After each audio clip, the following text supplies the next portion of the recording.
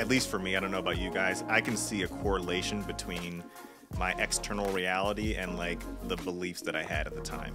So you were saying something about repetition and building and failing, but so many times when my belief in myself was like nil, it wasn't there, I would fail and then I would just like give up. Like I wouldn't even restart it. I would just say, there's no lesson here. I just failed, and then I would let it go. And you don't even look for the lesson, so you miss the value in the failure because you're so focused on the failure. Exactly. Yeah. And then to see that over time, you know, the beliefs start changing, and then you're like, okay, this isn't a failure. This is just an opportunity to try a different way or to change my approach. And then it keeps evolving over time.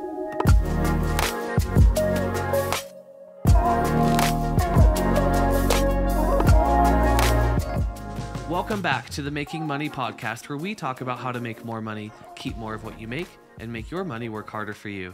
I am your co-host, Benjamin Haus, and sitting across from me, as always, is the very handsomely dressed Paul Ng. Paul, how are you today, my friend? I'm doing very, very well, Ben. How are you? We're hanging in there, man. It's only Tuesday, and I'm ready for the weekend already. I'm ready to go. Let's fly off to Chicago and do a foodie tour. I'm ready for it. I feel like we're gonna have another comical show together. Yeah, we're gonna have another fun one. So, Seth, welcome back to the show. Thanks for coming back. For those of you who missed a couple weeks ago, we had Seth on from Editing Haus. It's Haus. Haus. And we talked a little bit about some ideas around mindset and mentality and how shifts in mindset could be so instrumental to changing the way that you move throughout the world, the way you see the world, and the way you see your own future. And so in order to kind of start, I want to recap a little bit, because part of what sort of inspired us to want to do this episode was your story. Related to when you first started on your entrepreneurial journey, you talked about having this mindset of a little bit more of lack related to money. And the idea of even making six figures was just an astronomical achievement to you. Mm-hmm. And now you're in a place where you're thinking, I want to be a millionaire by 40, right? So just a monumental shift in mindset, which I think is phenomenal. So walk us through a little bit. I know some of it may be a little bit of review from a couple weeks ago, but it's such a great lead in. So talk to us a little bit about sort of that mindset shift you had and what caused that. Yeah. Yeah. The mindset initially was just like this typical, I can't do it. Like, I'm incapable. There are so many people that are better than me. They're more qualified. And as I'm sure you know, when you have that internal dialogue, it affects like your output. It affects the actions that you're going to take or that you're even willing to take. And, you know, I think the success of one of my friends really pushed me over the edge. I was super happy for him. And once he just struck it big with this like $150,000 software engineer job with no college degree. And I was like, oh, cool. Why am I reading all these, you know, you can do it books, but I'm not actually putting forth the effort? And so that moment I still reference because it's so pivotal. It really pushed me over the edge and really forced me to start looking deeper at like the subconscious thoughts that I have running. You know, I can say, I feel good, I feel great, I feel all these positive things, but it's like subconsciously, I wasn't really feeling it. And so I think your reality is really just a reflection of your subconscious thought, not necessarily what you consciously think. And so that was it. I just started working really diligently on like my mindset, my beliefs. How can I change it? Because trying to undo a belief is like one of the hardest things I think imaginable. And so it wasn't an easy path, and it's not even done. Like, there's always going to be this like next milestone to hit, but it's just super critical if you're going to do anything outside of your norm, I think. Did you have any mentors that helped you along the way once you got to the mindset of, I can actually do this?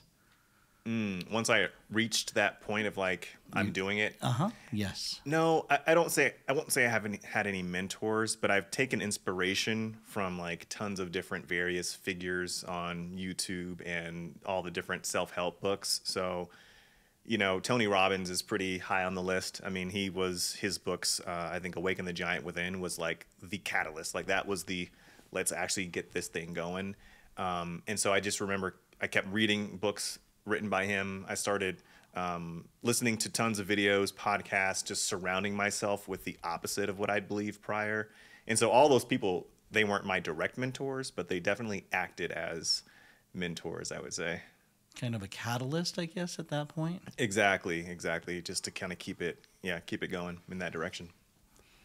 I love that because so many of us don't have that direct mentorship, but because of technology and media and the proliferation of so much great material on YouTube, on podcasts like this one, and others, you have an opportunity to be indirectly mentored by people that you would never have access to in real life, right? Like neither of us can call up Tony Robbins and have a FaceTime chat with him, or, you know, any of these other people that we take inspiration from. But I want to go back to kind of what you alluded to early on. Something kind of along those lines that really struck me years ago was reading John Maxwell's books on leadership. And in one of the books, he talked about the law of the mirror, which is basically that the extent to which you value yourself and see yourself will be reflected directly in how much you're willing to invest in yourself. So if you see yourself as a 6, you'll invest in yourself as a 6, not just in terms of like physical attraction, right? But in terms of your capacity, your capabilities, your potential. Yeah. And so one of the first steps to unlocking that potential in many cases is believing and seeing that within yourself.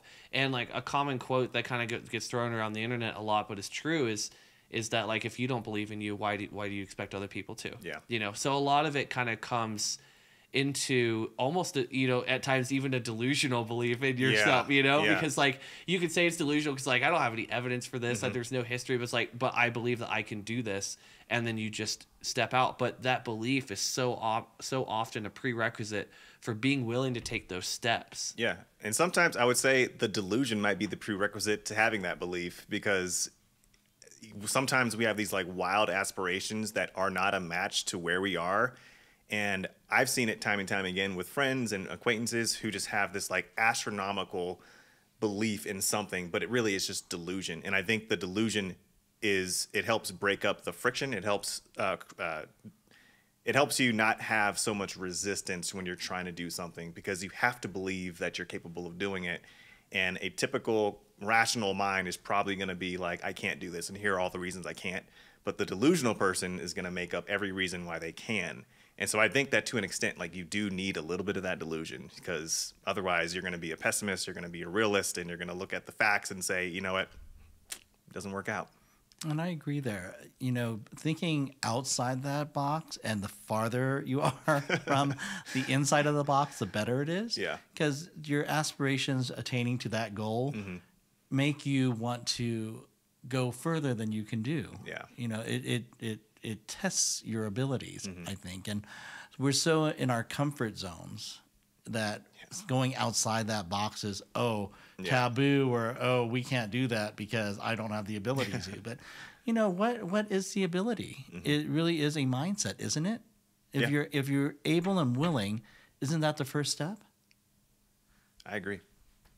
I love that. And, you know, it's only delusional until it happens, right? And once you make it true, then it's not delusional anymore. Then you're a visionary. True. Right? And I remember reading Walter Isaacson's bio of Steve Jobs years ago. And he talks about Steve Jobs' reality distortion field.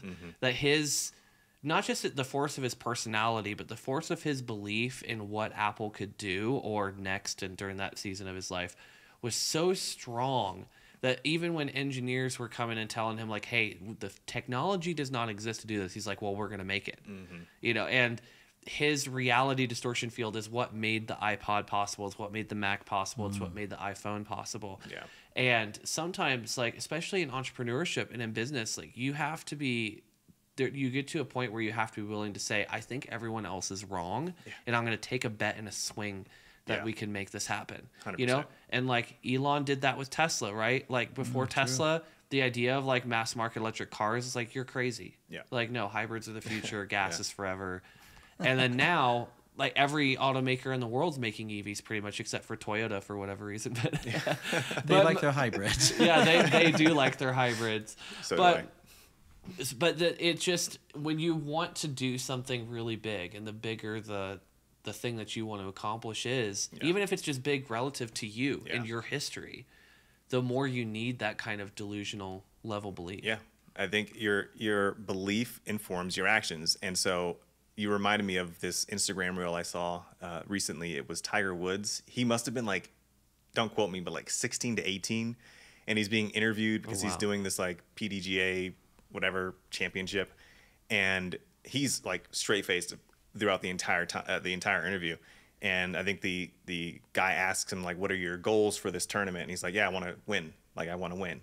And this guy is just like, well, do you know who you're going up against? Like, these are like top level performers, and this is your first ever championship, and you're talking about winning. And the guy's literally laughing. Like, he's just like, okay. And he says verbatim, okay, you'll find out. But then, you fast forward, and Tiger Woods was really absolutely crushing it. And so what looked like delusion to other people is like what Tiger needed in order to inform his beliefs and his actions in him, to get him to be the greatest golf player of history. So I just think that, you definitely need that air of like delusion. Some people call it delusion, but I think it's just this like unfiltered belief. Yeah, I think your word aspiration really supersedes the word delusional. And I think we need those doubting Thomases out there. I think that's a phrase that we use, or they've used. I think you need that, because that is your driving force. When someone sits there and says, it's not likely, or you can't. And I hate the word you can't. I've been told that so many times in my life, and I have made it a point to prove so many wrong, and some were right. But when someone gives you that challenge where they say you can't, I think, well, of course I can. What makes you think, or what makes you believe that I'm not going to succeed in this? Yeah. I've had so many people, just a short interjection on this, is that when I started my chicken farm, I had 25 people show up. And out of those 25 people, half of them doubted me. Literally said, you're joking. This is a total joke. You'll never succeed the way you're doing this. And not that I have succeeded, but I have far surpassed what I claim to be where I should be today. I look at it as, it was a great challenge, and why not challenge somebody? Yeah. I think that's the best way to get your juices going, or anyone's juices going, is by really giving them a challenge of disbelief. Yeah, absolutely.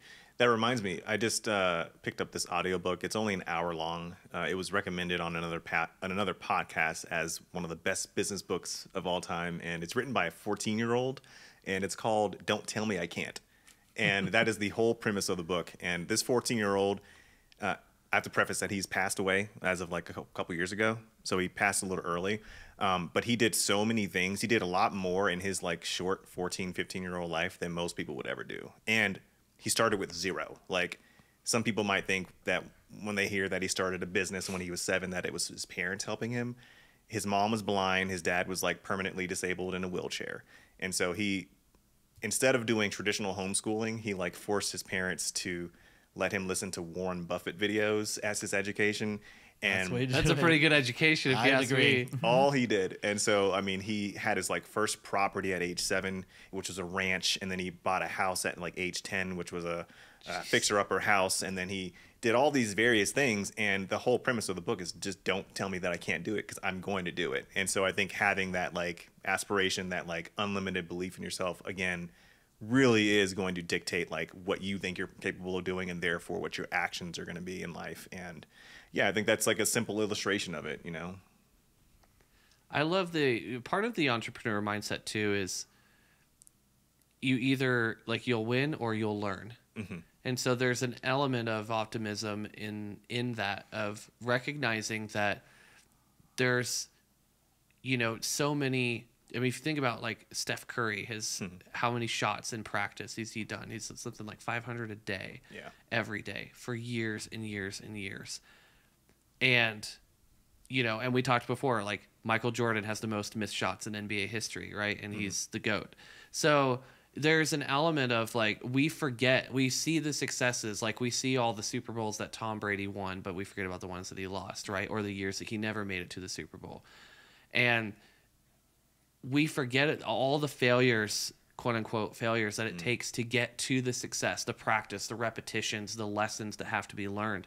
And I remember I was listening to one entrepreneur, and he said, the reason why I win is because by the time most people decide to start, I've already started and failed 3 different ideas of this thing and figured out how I need to do it. Yeah. And sometimes it's like or I heard someone say, you might appreciate this with your business. I heard someone say the difference between a good photographer and a great photographer is the size of their trash can. Okay. Basically it's the idea. It's repetition. It's just, you learn by doing. You learn by doing things over and over and over again. Right. And so many people are so focused on the negative of like, what if I fail? What if it doesn't succeed? What if I lose? Start over. Yeah. There you can always start, like, you're still breathing, you're still here, right? Like, we're not talking about jumping out of airplanes without parachutes for real, only metaphorically. Yeah. And so, like, as long as you're still here, you're still breathing, like, you still have a chance. I mean, and some kid could buy a house at age 7. I mean, that says a lot. Yeah. And I think it's so cool to be able to look back at where you've come from, and like, at least for me, I don't know about you guys, I can see a correlation between my external reality and like the beliefs that I had at the time. So you were saying something about repetition and building and failing, but so many times when my belief in myself was like nil, it wasn't there, I would fail, and then I would just like give up. Like, I wouldn't even restart it. I would just say, there's no lesson here, I just failed, and then I would let it go. And you don't even look for the lesson, so you miss the value in the failure because you're so focused on the failure. Exactly. And then to see that over time, the beliefs start changing, and then you're like, okay, this isn't a failure, this is just an opportunity to try a different way or to change my approach. And then it keeps evolving over time, which I think, like, having that flexibility of thought is like, it's essential. Like, if you have like huge goals for yourself or aspirations or things you just want to achieve, like, you have to have like the detachment from the bad and the flexibility to say that, yeah, this is a lesson. It's not like a failure, But everything is an experience, though. I feel, taking the failure as an experience. There's nothing wrong with not accomplishing 100% of where you started from and to the end. It's the fact that you actually did start something and you did continue it. Failure is really the mindset, as we're going to say, because that's our topic today. It's really the mindset of overcoming. We don't want to see our successes be someone else's failure. I say that very strongly because if I'm succeeding in something, I want someone else to succeed with me. So that means I want to take someone on that journey. Yeah. Not just me, because why harbor all of that? Yeah. I always love to give everyone the opportunity to learn, because I want to learn from you just as I would love for you to learn from me. And why not make it a win-win? Yeah. Even though that isn't 100% success, there was still something that was accomplished from beginning to end, right? Absolutely. Yeah, right. It's all perspective. It's like how you look at it, and doing something and producing something, even if it's not the way that you wanted it to turn out, is still something, and it's something that you can take and mold and shape and use to propel you to the next step or the next thing, Absolutely. You mentioned Tony Robbins earlier. I was actually coincidentally listening to his episode on modern wisdom recently, which was kind of interesting. And he talked about how he's like, in the way that even the language that he uses, he is very intentional about avoiding anything that leads to or portrays like a victim mindset, a victim mentality. Yeah. He's like, I'm never the victim, right? Even the stuff that he suffered as a kid with alcoholic parents, whatever, like, no, I'm not, I'm not the victim. And it kind of reminds me of like, there's this idea in psychology of like internal versus external locus of control. So people who have a very high external locus of control, they think life happens to them. They have this hand that they've been dealt, and everything is those are the victims, right? Those are the people who walk around saying, woe is me, because someone said this to me when I was 8 and I was born into this kind of neighborhood or whatever. People who have a very high internal locus of control are the ones who take responsibility. They're the ones who take the reins of their life and say, yeah, that shit happened and it sucked, but this is my life now. Yeah. And it's up to me to move forward and to press on and to forgive if I need to forgive, to heal if I need to heal, whatever it may be, in order to reach these goals that I have or these dreams that I have. And I'll tell you what, I don't think there's very many billionaires who have an external locus of control. You know, it's all very high internal locus. People who believe like I can reshape the world and reshape my reality into the way that I want it to be. Yeah. And I think that we don't need to be deterministic about this. You know, if you're listening to this, you don't want to say like, oh, well, I just have an external locus of control and that's just how it is. No. You can change your mindset about that. You can adopt the responsibility. And like Jocko Willink talks about how he has like this idea of extreme responsibility. So everything, you know, he like flips houses and stuff at times. He's ex-military. Everything that goes wrong, he's like, why is this my fault? And because he's like, if it's someone else's fault, there's nothing for me to change. There's nothing for me to learn. Right. But if I take extreme ownership of that and responsibility of that thing that went wrong, even if someone else screwed up, but it's like, well, maybe I could have followed up better. Maybe I could have communicated better. Maybe we need better processes or systems in the business or whatever. Right. And so like, if you have that mentality, that mindset, that's where you learn, that's where you grow. And even those things that are, most people would say, yeah, that someone else screwed up, it's their fault, but you can still learn because you have that internal locus of control, that high responsibility mindset. And I think like that is the mentality of winners. I like to ask on that same note to the two of you guys, do you remember, like, were you guys born with this disposition to like think positive and take responsibility? No. And I would love to hear, do you guys know like when that shifted or when it started shifting? You go first. It was the result of doing hard things and watching myself improve, whether it be related to skills or whether it be related to sort of character. And then it's like I got a little taste of the positivity cocaine, and I was like, I want more. Give me some more.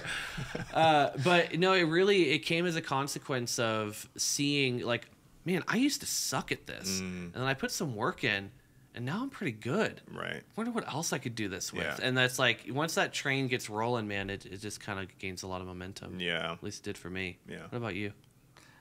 I remember it distinctly. I was 14. I was in my bedroom, and my brother came up to me and said, "You will always be a follower and never be a leader." Wow. Well, I mean, those words came out of his mouth, and I thought to myself, who the F are you to tell me? See, this is why we have brothers to uplift us and support us. Totally punch you around. Jeez. But it was from that point forward that changed everything. You know, my sister went to BYU, and I was least likely to graduate high school, least likely to go to college. I was the least likely of everything, right? And so I showed them. So during my senior year, I decided I was going to go to a JC half day and then do the half day at high school. So I matriculated into college as a sophomore and graduated at the same time as my sister. Oh, wow. So I proved everybody wrong there. And I don't like being told no. Yeah. You know, and Same. it all started at age 14. So, and sometimes people will dictate who and what you will become if you allow them. And like Eleanor Roosevelt once said, no one can make you feel inferior unless you allow them. Yeah. And in my world, there is no room for that. That's so true. Wow. I love that story. Oh, everybody does. And everyone, my brother will tell you, yeah, I told him he would never make it, and now he made me look like a fool. But, you know, Yeah. I think it's, like you said, it is a mindset but you need to have something to give you that push. Yeah. And if you don't have a backbone of somebody else to help push you along because you're too young, or you don't have a spouse or a partner or a best friend that can help you get to that next level, who's going to do it? You got to do it yourself. Yeah. Yeah. And I don't know of any other better person than you and yourself and you alone to make that happen. Absolutely. What about for you, Seth? Yeah, my villain origin story, if you will, started, I was working at 24 Hour Fitness when I was around, like, I think 18, 19. And occasionally I would work the children's daycare. Oh man. And bless your heart. bless my heart. And look, the kids liked me. I enjoyed messing with the kids, like, playing around, bantering, all that stuff. And so it was kind of a fun gig. And I don't know what I said, but one of the little girls, she was like 4 years old. I said something, and then her response was, "Seth, just be positive." And it kind of just hit me. I'm like, wow, I guess I have a negative disposition. Like, I'm always talking about things that are not going well or things that are not working. And I mean, that wasn't the moment that everything changed, but I remember back in the day, I don't know if these still exist, but you can, what is it where a label maker. I took a label maker, I wrote positive, and I stuck it on the back of my phone so that I'd have to see the word positive. And It was all because of that like 3-year-old little girl. And I started becoming, I'd say, a lot more cognizant of my thinking and the direction of my thought from that moment. And I love that. Positive on the back. I'm going to stick it on my phone. There you go. I'm going to put it right there, everybody. It's a good Next reminder. week. It's because, we get inundated with all the responsibilities of life. And, sometimes it's hard to remember to, like, whatever, stay positive. Not that you're supposed to force it, but it's just a good reminder. Kind of like your dream board. Just like a dream board. It's just on the back of your phone. Yeah, absolutely. With the voice of a screaming 3-year-old child. I love it. I love it. Mm-hmm. Mm-hmm. Yeah, there's some very powerful ways to give messages to yourself and to reinforce. And I think that's one of the most underrated aspects of sort of that transformation that people think, because they think, oh, I listened to a podcast or I watched a video or had a great conversation and I felt really inspired for the moment, but then like tomorrow or next week or whatever, like you won't remember that. And it's one of the reasons why, like, for example, in the Old Testament, in the Christian Bible, there's in the Torah, when they were giving the instructions for the priests, they're like, hey, write this stuff down. And they would roll up in a little paper and put it in a box and literally wear it on their head or on their wrist or whatever. And it's this idea of like, you are a hairless monkey and you need to learn how to remember things, and because you will forget, and you just need to be reminded over and over and over and over again. Yeah. And so like I do that, like my phone backgrounds like rotate between a couple different things that are just as reminders, or like I have a tattoo on this arm that serves as a reminder to like be worthy of the gifts that I've been given, like not take them for granted. Yeah. And it's because like I need those reminders. I recognize that. Or like I wear a necklace that says ad astra per aspera, just through hardship to the stars. It's the reminder that the hardship is the prerequisite for the place that I'm trying to go. Yeah. But we need those reminders, right? We need, it's like the transformation doesn't happen because of a 1-hour podcast, right? It's an ongoing thing, because the old habits and thinking patterns have been reinforced 1,000 times, 1,000,000 times. And so it takes more than, Nala's joining the podcast now, but it takes more than just a one-off thing to really change a pattern of behavior. Yeah. If you go to my space right now, you'll see a good amount of Post-it notes everywhere. Like, I took that practice from like over 10 years ago of Post-it notes and just plastering them. And sometimes they're affirmations, and then sometimes they're just one words, because I know what the words mean. But this idea of like impressing upon your subconscious is like super, super relevant. Like, I don't know if you guys have heard of NLP at all, neuro-linguistic programming.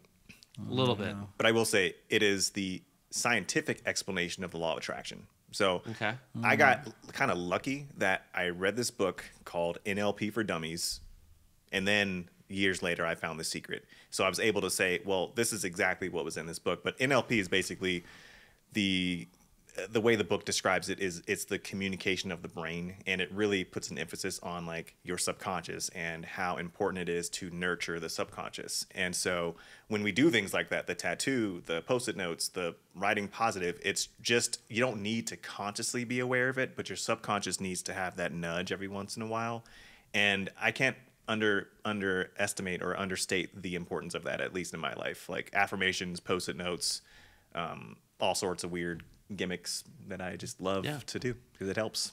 Different things work for different people, so find what works for you, but reinforce the thought patterns, habits, and beliefs that lead you toward the kind of person that you want to be, right? Exactly. Because there's all kinds of things out there in the world, on social media, on TV, or whatever, that are pulling you in directions that you don't want to go. And, Jeff Bezos, in his last letter to Amazon as CEO, it was all about how it's freaking brilliant. And if you follow entrepreneurship stuff, you may have seen it because everyone was like, this is amazing. But he talked about how the nature of the universe is to pull us toward nominal, basically the whatever the norm is, right? And that is death by definition. Like, for example, right now, all of our bodies are maintaining a temperature, 98.6 Fahrenheit, whatever, that is different from the ambient temperature of the room, right? Our cells are regenerating, which keep us distinct from the natural world around us, right? Because what happens when a body dies, if you lay it in the forest, whatever, eventually it decays and becomes indistinguishable from the ground around it. And so the nature of being alive is distinctiveness. And either as an individual or as a business, it is crucial that we actually try to maintain our distinctiveness from that environment, because to become one with the environment is death in a very real and metaphorical sense. And so these things that we're talking about, the reinforcement, is part of maintaining the distinctiveness of who I want to be as a man or as a woman or as a business owner or as a partner or whatever, as is distinguished from the natural pulls of, and just what is the scientific word of just constantly losing momentum? Entropy of the universe, right? And so I thought that was a really cool thing. If you just Google Jeff Bezos last letter to Amazon or something, you'll go. It's like one page, but it's really profound. Yeah, I'll look that up because I like the way that was described. The universe is pulling us towards nominal. Well, yeah, just like the nominalism, or just the whatever the de facto default is. Yeah, which is typically negative. I mean, if we're talking about just our general disposition, everything's kind of pointed in the other direction, the direction that's telling you no, you can't do it, or look how bad this is, look at the news that happened, oh my gosh. So I think I like that phrasing a lot because it helps put it in a different perspective. Well, it takes us out of complacency too, because that's what it becomes, where it's whatever, if I'm going to fail, it's going to be okay. Yeah. So don't bother doing it. So we become complacent to this is what's going to happen versus challenge yourself and go to that next level. Going against the grain and always against the grain. Yeah, I like that. What's interesting is, if you think about eulogy. So I read one of my favorite books I've ever read. It's called The Road to Character by David Brooks. And each chapter of the book is a mini biography of a person that represents a particular virtue. And so it's all storytelling, but it's freaking brilliant. But in the intro or the prologue to the book, he talks about the idea of eulogy virtues. Striving toward the things that you want people to talk about at your funeral, right? And you think about people are not going to say, "Oh yeah, he, was just normal and never rubbed anyone the wrong way." And what are they going to talk about? Part of what they're going to talk about is distinctiveness, the things that made you unique. Or if you're man, I really miss that guy. He always made the dumbest jokes, but I miss that guy. Or she was such a nerd, I just miss her. It's the uniqueness is the things that we get insecure about or embarrassed about. Those are the things that people remember about us, because that's what makes us distinct and unique from the norm, from the environment as individuals. And so I bet that's one thing I've been thinking a lot about the last 6 or 12 months is learning to embrace my own distinctiveness and weirdness and own it and be this is me. And this is just me being distinct. This is the individuality shining through it, rather than trying to suppress it in an attempt to blend in. I like that. Recently I had my own coming out where I was I'm an extremist. I just am. Not in the actions, the sports sense of the word, but just the way I live my life. I'm an extremist. I do things on the extreme side of the spectrum. And it was a little, I don't want to say embarrassing, but I'd always feel I had to preface things when I talk to people, or I'd have to hide a little bit of myself. But Are you all or nothing? I'm kind of all or nothing. And I'm just if you're not going to do it at its fullest, then why do it at all? And so I do. It's kind of a sickness. You probably relate. I won't stop working. I won't stop doing things. I won't stop experimenting with every part of my life. And I'm at the point where it's like, if I'm holding that back, if I'm like feeling the need to like suppress it, then I'm probably doing my own self a disservice. Absolutely. That is just my default. So like, why would I hide that? You know, it's only going to hurt me. It's not going to, whether I'm an extremist or not, it's not going to affect anyone else. They're going to have commentary, but holding it back is really only going to hold myself back. So I'm with you. I'm coming out as my extreme, natural, quirky self. I'm just like, fuck balance, man. Who needs to be balanced? Yeah. I mean, there's health, there's taking care of mental health. Like, Right. all that stuff's legitimate, but it looks different for different people. And, you know, people like, oh, I don't want your life because it's so imbalanced. I'm like, fine, you don't need my life. Like, Yeah. That's what makes us individuals. Yeah. Why would I want to be identical to you? Exactly. Maybe I don't. Exactly. But I think sometimes people are made uncomfortable by the life choices of other people, which is just funny to me. It's like, you're going to die. We're going to die. They're going to die. Yeah. Like, Yeah. no one will remember you in 50 years. Yeah. I promise. Probably not even the next week. Right. I mean, they're not thinking about you now, right? Yeah. Unless it's tax season, they'd be like, oh, crap, there's no Paul. Oh, there's That's no going to be fault. the problem. Yeah. I'm just You're teasing. around on people's brains. There was this, like, I think it's Far Side, a comic book or something from a long time ago, but it was like a flock of sheep, and then there's this one that's just like, hey, what are we all doing? And I just remember that resonating with me because I always felt like a little bit other than, or like why is everyone going down this road when I feel the urge to go the other way? And I think there's really something in just embracing it. Because sometimes the opinions of other people really can be a suppressant. I think you'd mentioned something about other people can decide who you become, and it's so true. And I think for a lot of years, I held myself back because I let the opinions of literally my family, which a lot of those were just self-conceived. I don't think anyone necessarily outwardly told me these things, but I would feel like I need to hold back, or I need to suppress myself, or I need to not be who I am. And it's like there's no value in that. So. Yeah, and you just make yourself miserable, you know? And it's like, man, you got one life to live. Yeah. You know, why are we going to waste our time trying to appease other people that we don't even like, or, you know, and all of that. But, you know, I think, like, there's probably someone listening to this right now that wants to start a business, but they are held back because they're afraid of the social judgment, the social fallout. And I just say, just do it, man. Because, Absolutely. and the way that I like to frame this is the 90-year-old deathbed me. Like, what will 90-year-old me on my deathbed regret more? The things that I tried that didn't work out, or the things that I thought about trying but was too scared? You know, and it's definitely the latter, right? It's like, do I want the story of my life to be, he just did what everyone expected of him because he was too scared to break out of the box? Like, really? Like, is that what I want my life? No. I want to be like, man, this guy would not stop trying stupid shit, you know? And it's like, but I would rather have that story. Yeah. You know, and my tombstone can say, try dumb shit. Eventually something will work. Yeah. You know, and I would rather that be the legacy than just another nominal person that just went through the rat race that other people set up for him. Yeah. Other people that did not even have his best interest at heart. Yeah. You know? Yeah. Agreed.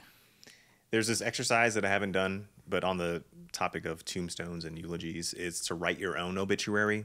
It also came from that NLP book that I read, and it's one thing I really would like to try, because I think it's going to help give clarity to the type of person you think you are, and then help you learn to, like, change things up if you're going in a direction you don't want to go. So if your tombstone or your eulogy is just going to say, yeah, you know, he did the basic things, which is fine for some people, but for me it's not acceptable. But you know, if it just says he did the basic things, he lived a normal life, then great. If that's okay with you, fine. But for me, it's like, I really want to make sure that says, like, who I was, what I did, took all the risks, did all the things, and wasn't, like, afraid of, like, making mistakes, you know. So maybe it's something I'll try in the next week or so. One thing that can be really helpful kind of along those lines is there's something online, you can Google this. It's called the Future Authoring Program. And the gist of it is, I think they have you kind of take stock of your life as it is and kind of rate various aspects. But then they have you do 2 writing exercises. The first is what they call your hell, which is, what is the worst version of your future look like if you make all the wrong decisions, if things don't go your way, etc. And then the heaven, what does the best version of your future look like? And the part of the point is to create a contrast. So, and this was inspired by a test run by B.F. Skinner, who is a really famous behavioral psychologist who worked with rats. So they would take a rat who was very hungry, and they would tie a string to his tail to measure how hard it pulled. Okay, then they would waft in the smell of cheese from down a tube and measure how hard it pulled. And it's pretty hungry, so it pulled. But then they did another experiment where they had the same setup, but they also had the smell of a cat waft in from behind, and the rat pulled way harder. Oh, interesting. Well, fear. Yeah. So there's an element of like we not only need a heaven to chase, but a hell to run from. Mm-hmm. And if you are in that mindset of you're going to do the eulogy thing, I would encourage you to write 2 versions. Yeah. Write the ideal version and write the worst case, the one you don't want. Because if you have a future you're trying to avoid and one you're trying to chase, you're going to run a lot harder. Absolutely. True. And it's going to give you more clarity. A lot more. Yeah. I think that's a really good way to put it. Yeah, absolutely. I have one more question I wanted to ask you guys. Yeah. Like, what would you say is, like, in your own respective businesses, the most important of the mindsets that you kind of adopt? I don't know if that makes sense to you guys, but what is the one guiding mindset that, like, keeps you going, or belief system, or anything of that nature? You go first. My guiding force and belief system for almost all of my industries is being able to have empathy and compassion for the situations that arise, and being able to compartmentalize that versus taking it and just throwing it out. Does that make sense? Mm-hmm. So a lot of times we always like to use the word, "I'm so sorry. I wish I could do something," and there really is something we can do.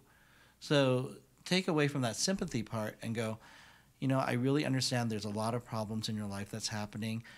I will be here as an ear for you, and I will have a shoulder for you to cry on. Mm-hmm. I don't have the answers for you today, but let me see what I can do to help you along the way. I like that. And I believe that is probably the most sanctifying thing in my profession outside of my skill set. So many times we're just so detached from everything that it becomes clinical. All right, this is what I'm going to do for you, and this is what I'm going to get out of it, and this is what you're going to get out of it, and thank you, you can pay me, I'll see you later. That's the normal procession of how the world exchanges goods for services or monetary for services. So one of the two. But I like to go beyond that because money only goes so far. And if you don't ever change your lifestyle, you don't need to make more than what makes you comfortable that you've always had.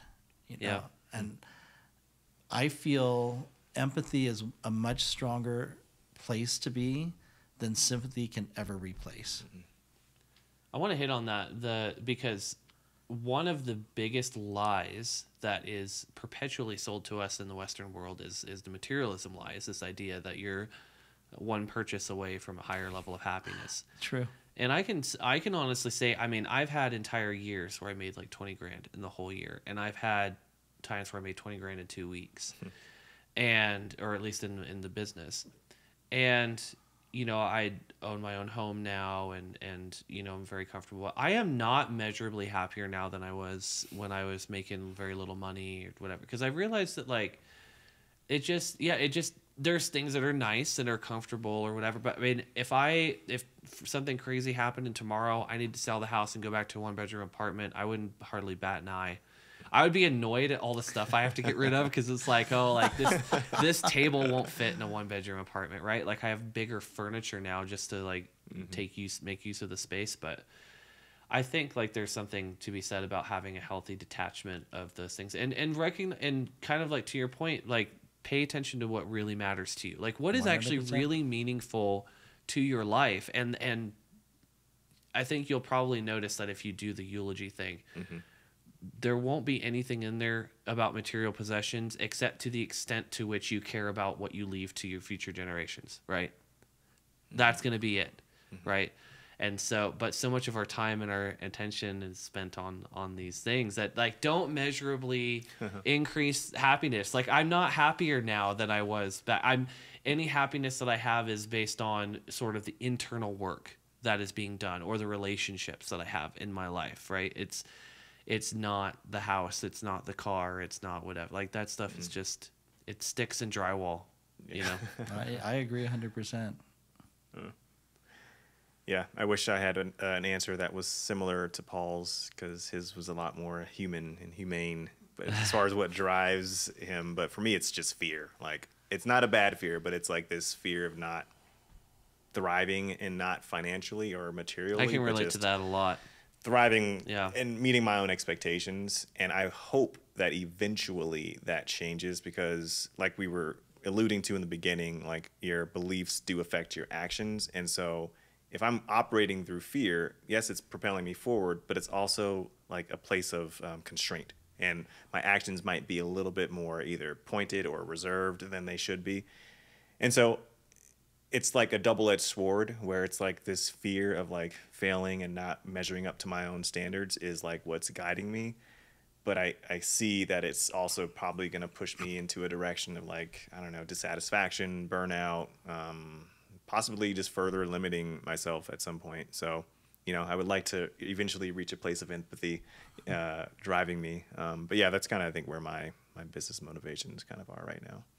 I feel, for most entrepreneurs, scarcity mindset takes over versus the abundance mindset versus the ability. I mean, the three really go all hand in hand, because the ability to fail and the ability to succeed based upon lack and based upon abundance is all relative.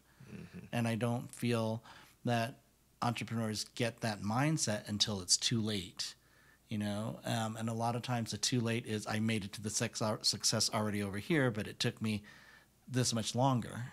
But what is really longer going to really change anything? Because in reality, that means you just learned a lot more along the way. It just took you a little longer, but you learned a lot more.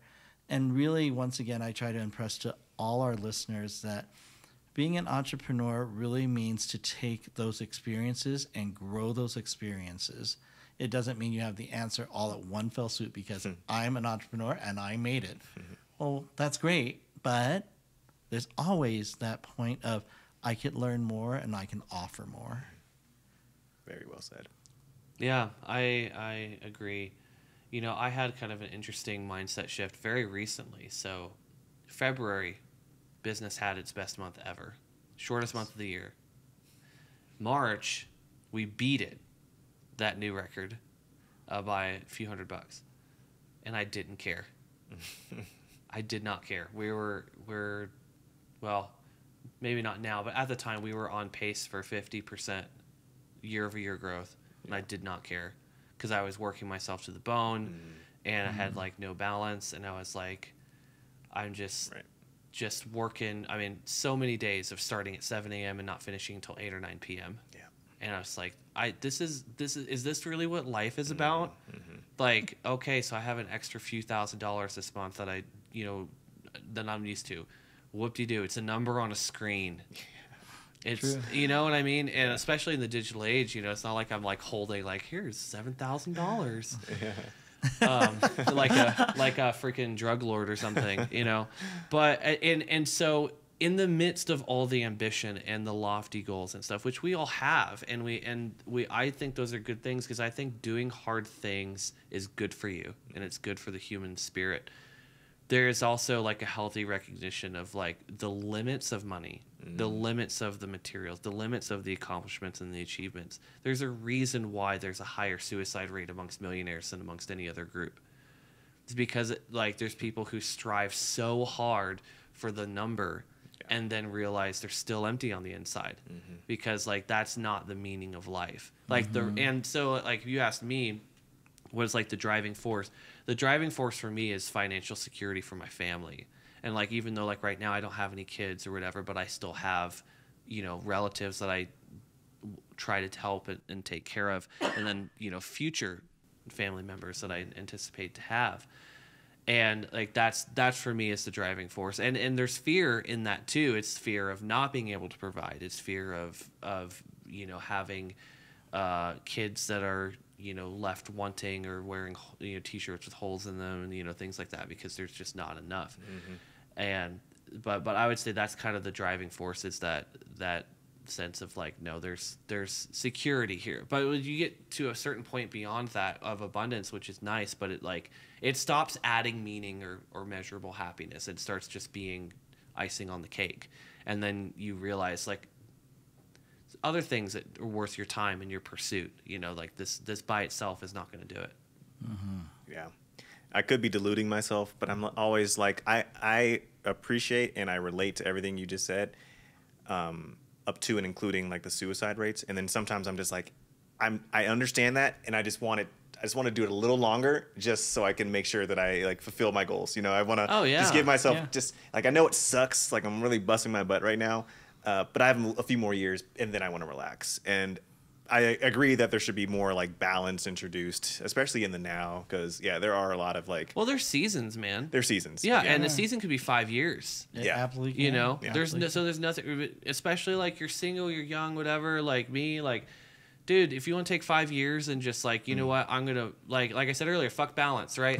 Like this is what this 5 years is about. There's nothing wrong with that, but there's an element of like just recognizing, here's the season I'm in, here's where I'm at, here's where my mental state and my like mental health is at, and then just having that perspective. But yeah, dude, like go hard. Like there's nothing wrong with that. No, it's about enjoying and compartmentalizing it, actually. A little bit, yeah. Yeah, I mean, you have to put it in its place. Yeah, you have to. Yeah. Awesome. Well, I think we could talk for another hour, but we all have things to do. No, let's do it. I'm work here. You're here. It's the here and now. It's the power of now. It's Eckhart Tolle living moment. it. Well, the present moment, I have clients that I'm ignoring. So, me too. You know, clients that play my bills. So, but Seth, it was great having you back on. Yeah, thanks for coming. Thanks for this idea. I've been actually wanting to do an episode that was more on the line of these kinds of topics and not just talking about business, which is what we mostly talk about, which I love. But there's a whole other side of things that I think is really important. And the last thing that I'd kind of like to leave the viewers with is there is no silver bullet formula that works for every single person, you know, and it takes some time and some experimentation and openness to find what works for you. There are some people who they don't want to be millionaires. They just they like I want to make my $150,000 a year and go on vacation and like that's great. Like there's nothing wrong with that if that's what you want to do. And there's other people who are just like, I just want to see if I can figure out how to become a billionaire. Yeah. I just want to see if I can do it, you know? And like so just there's no one size fits all, and that's part of the beauty of diversity, right? So I say, going back to what I said earlier, embrace your weirdness, your uniqueness, and run with it. And don't let anyone tell you that like your path is wrong, unless you're trying to kill people. That's a whole nother topic. We'll bring in the specialist. Well said. All right, well, Seth, thank you for coming on. And if you enjoyed listening to this podcast and got something out of it, I would love for you to take a moment, think of someone who you think would benefit from the thoughts and the ideas that we shared today, and take a moment and share it with them. It might just change their life. Thank you so much for listening, and we will see you in the next one.